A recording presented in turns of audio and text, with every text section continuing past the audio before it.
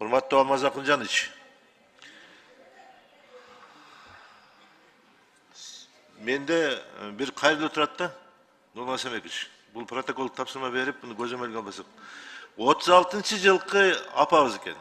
Ташкөмүр шаарында туулган Жолдошбаева Нурия 89-га чыгыптыр. Эми ушул кишинин кайрылуусу. Бул кишиге баатыр энелик токтом чыккан экен, намы берилген экен. Бирок ошол фамилиясында Жолдошова болуп калыптыр. Кайсы бир белгисиз себептер менен дейт, эми ал кимдин күнөө өскөнүн азыр эми такташ кыйын болуп калыптыр.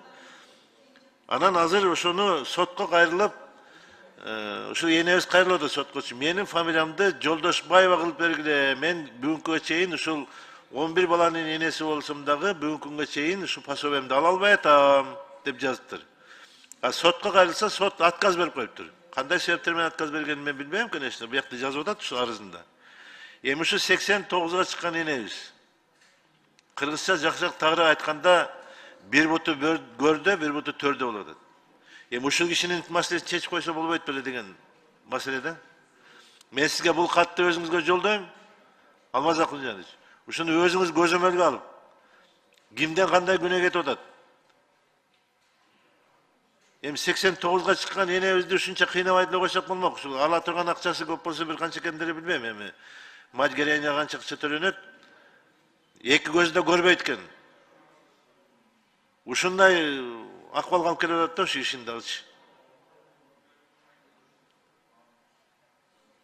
Нурлан Самекович, ушуга протокол тапсырма берип, эртерээк чечип берели шуну.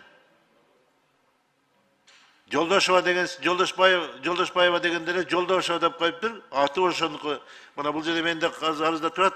Паспорттун копиясы тиркелген, никенин күбөлүгү тиркелген, бардыгы тиркелген. Эми ушуну сотко берсе, Ташкөмүрдүк шаардык соту отказ берип коюптур. Мен чечпейм муну депчи. Анда ким чечет эми муну? Сөз түрдө ушул жерден биз парламенттен айтып анан кийин кайрылышыбыз керек белем? Ушундай маселелерди карап койсоңуздар. Мен ушуну эле айтайын дегем сизге, Алмаз Акынжанович. Рахмат.